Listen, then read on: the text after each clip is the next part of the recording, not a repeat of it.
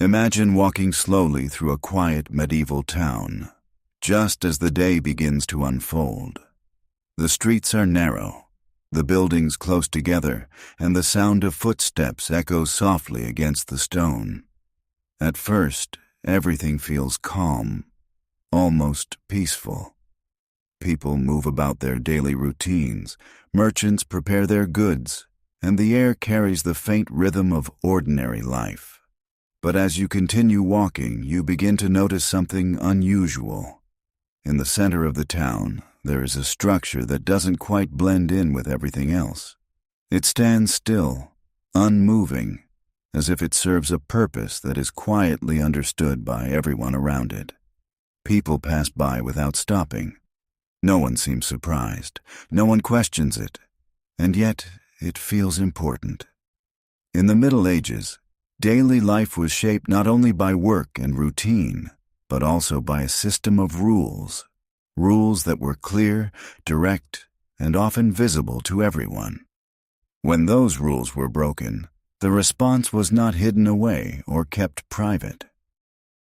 Instead, it became part of the public space, something that could be seen, remembered, and quietly understood by others. But these moments were not always loud or dramatic. Often, they were still, measured, part of the same slow rhythm as everything else. To the people living in that time, these practices were simply part of life. They did not stand out in the way they might to us now. They were expected, accepted, and repeated over generations. As you move through this world, you begin to realize that what feels unusual to you felt completely normal to them. Tonight, we'll gently explore this side of medieval life, not through harsh details, but through the quiet atmosphere that surrounded it. We'll look at how public consequences were presented, how they became part of everyday surroundings, and how people experienced them within the calm, steady rhythm of the time. So take a moment to settle in, relax your thoughts, and let yourself drift into a slower world, where even the most serious moments unfolded in silence. As you remain in the town square, your attention slowly returns to that structure standing quietly in the center. At first glance, it appears simple, almost unremarkable. Made of wood, weathered by time, shaped by hands that built it for a clear purpose. It does not move. It does not change.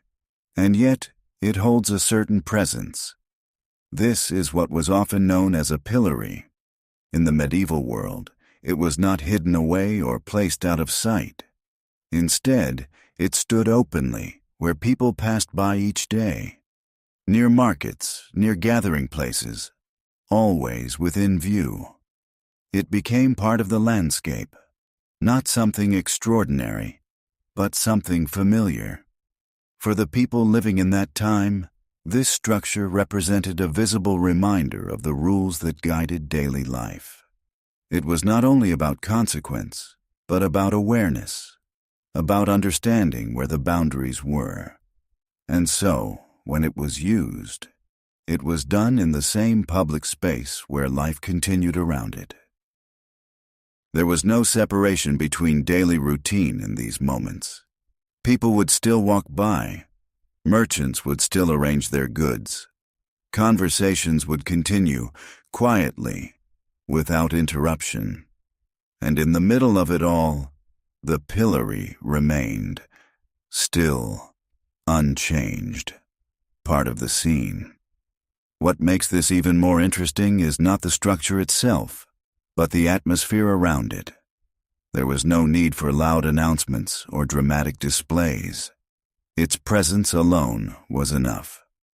Over time, it became something people understood without needing explanation, a silent signal, a quiet part of the environment. For someone passing through the square, it might only be noticed for a moment, a brief glance before continuing on. But that brief moment was enough. Because in a world where much of life was shared in public spaces, visibility carried meaning. To be seen, to be part of the shared space, was significant. And so, this structure existed not as something separate, but as something integrated into everyday life. It stood in the same light as everything else, under the same sky, among the same people, and because of that, it did not feel unusual to those who lived there. It felt expected. It felt understood. It felt like just another part of the quiet, steady rhythm of the town. As time passed, the wood would age, the surface would wear, but the purpose remained the same, constant, unchanging, and always visible. As you slowly move away from the center of the town, leaving behind the open square and its familiar rhythm, the space begins to change. The streets grow quieter, the sounds become softer, and the structures around you feel older, heavier, more still. Then, somewhere along the edge of the town, you notice something unusual. At first, it blends into the surroundings. It does not stand brightly or openly like the wooden structure in the square. Instead, it feels more distant, more isolated. A shape made of iron, suspended, or fixed in place, dark against the softer tones of stone and wood. These were often iron cages, structures that, much like the pillory, were not hidden away, but placed where they could be seen, though not always at the center of daily activity. Unlike the busy square, these spaces felt quieter, more removed, and yet their presence was just as clear. The iron itself gives a different feeling, cold, rigid, unchanging. While wood can age and soften over time, iron holds its shape. It resists change. It reflects light in a muted, controlled way. And because of this, these structures carried a different kind of presence.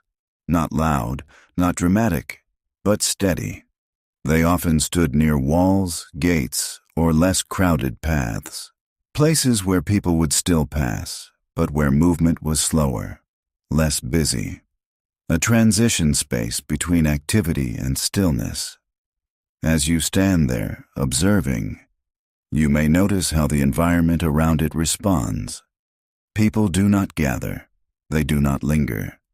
They pass by, quietly, almost instinctively. Their movement does not stop, but it shifts. Slightly faster, slightly more focused, as if acknowledging something without needing to look directly at it. And that is what makes these structures so interesting. They do not demand attention. They do not interrupt the flow of daily life. They simply exist within it, present, unmoving, under the same sky as everything else.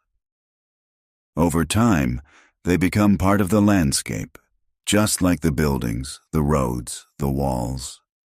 Something seen often enough that it no longer feels new. And yet, it never fully disappears into the background. There is always a quiet awareness, a subtle understanding of what it represents, not through explanation, but through presence. The iron bars, shaped carefully and deliberately, form a pattern that is both simple and exact. Each line placed with purpose, each angle controlled. There is no decoration, no softness, only structure. And in that structure there is a kind of clarity, a reminder, not spoken, but visible. In the medieval world, visibility played an important role, not through noise or intensity, but through quiet repetition. Seeing something once might not leave a lasting impression, but seeing it again, and again, and again, slowly shapes understanding. And so, these iron forms became part of that process, not as something separate from life, but as something woven into it, a steady, silent presence at the edge of daily movement. And as the light begins to fade and shadows grow longer across the ground, the iron reflects less and less, blending into the darker tones of evening, becoming part of the quiet once again. As you return toward the center of the town, the atmosphere begins to shift once again. The quieter edges fade behind you, and the sounds of daily life slowly return. Footsteps, distant voices, the movement of people passing through familiar streets. At first, everything feels ordinary, but then you begin to notice how certain spaces are arranged, how the town itself seems designed to bring people together. Open squares, wide paths, places where people naturally gather, even without intention. And within these shared spaces, something else becomes clear. In the medieval world, important moments were rarely hidden away. They did not take place behind closed doors or far from view. Instead, they were often placed directly into the flow of everyday life, not as interruptions, but as part of it. Public consequences were not meant to be distant or private. They were meant to be seen, but not always in a loud or chaotic way. More often, they unfolded within the same calm rhythm as everything else. People would continue their routines, walking, talking, working, and at the same time, these moments would exist quietly alongside them. There was no clear separation between normal life and these events. They shared the same space, the same light, the same time. This created a unique atmosphere, one where awareness came not from intensity, but from presence. If you were standing in the square, you might not even stop what you were doing. You might simply notice something, briefly, a shift in attention, a slight change in how people move. And then, just as quickly, everything continues. This is what makes these moments feel so different from how we might imagine them today. They were not always dramatic, not always loud. Instead, they were steady, integrated, part of the same ongoing flow of life. For those living in that time, this was simply how things worked. Rules were understood not only through words, but through shared experience, through seeing, through being present in the same space. And over time, this created a quiet form of understanding, not something explained directly, but something absorbed. A person growing up in this environment would not need to be told how things functioned. They would see it, again and again, until it became part of their awareness, part of their expectations. And just like everything else in the medieval world, this system moved slowly. There was no rush, no sudden change, only repetition, day after day, moment after moment. And as the light begins to shift once more, casting longer shadows across the ground, the square gradually returns to its usual rhythm. The same people, the same paths, the same quiet movement. Everything continues, as if nothing had changed at all. As the day slowly moves toward its final hours, the atmosphere of the town begins to change once more. The light softens, the movement of people becomes less hurried, and a quiet stillness begins to settle over everything. It is during these moments that you may begin to sense another layer of medieval life, something less frequent, but deeply present within the structure of the world. Final judgments. Unlike the earlier scenes, which blended almost seamlessly into daily routines, these moments carried a different kind of weight. Not louder, not more chaotic, but more defined, more intentional. They did not happen constantly. They were not part of everyday repetition, and because of this, they stood apart, not through noise, but through their rarity. When such moments were expected, The atmosphere of the town would shift in subtle ways. People would gather, not in large, sudden crowds, but gradually, step by step, arriving from different streets, from different directions. There was no urgency, only quiet movement toward a shared space. As you stand at a distance, observing, you may notice how everything feels slower. Conversations are softer, movements are more deliberate. Even the air feels heavier, as if the space itself is aware of what is about to take place. And yet, there is no chaos, no confusion.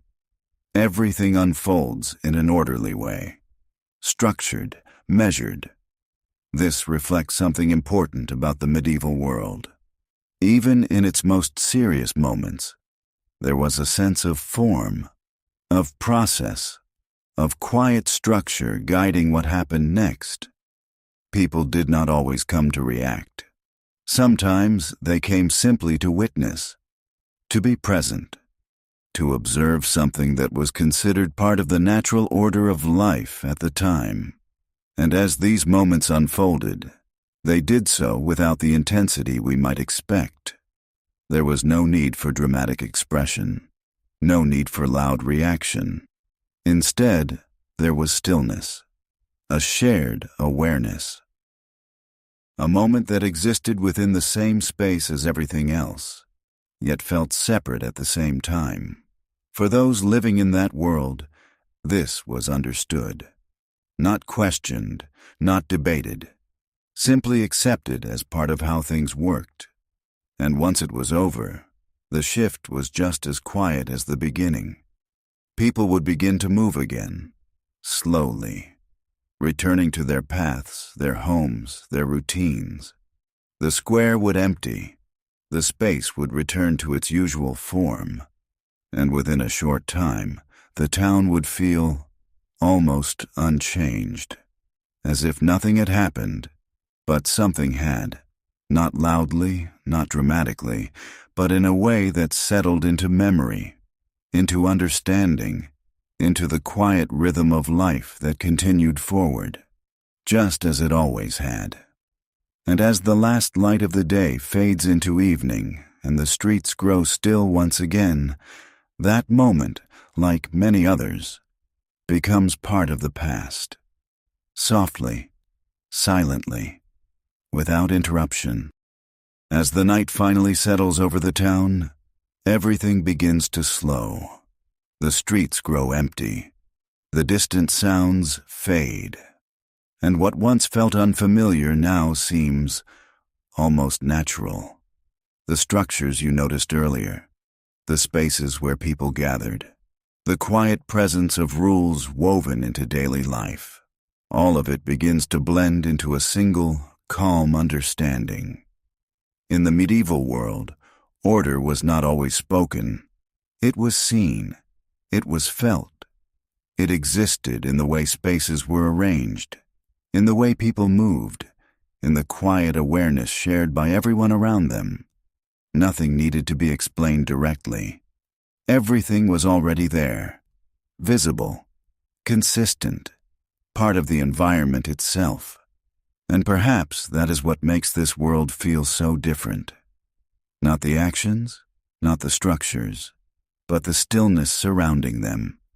There was no rush, no constant change, only repetition, only rhythm, only the quiet passing of time, day after day. As you think back on what you've seen, the wooden structures in the square, the iron forms at the edge of the town, the calm gatherings that formed and dissolved without noise, you begin to understand that this was not separate from life. It was part of it, woven into it, accepted as naturally as the rising and setting of the sun. And as the town grows quieter still, the details begin to fade. The shapes become softer. The sounds disappear completely. Only the memory remains, distant and calm. A world where everything moved slowly, where even the most serious moments unfolded without urgency, where silence carried meaning. And now, as that world gently drifts away, you can let it go. Let the streets empty, let the light fade, let the quiet settle, and rest as everything becomes still once more.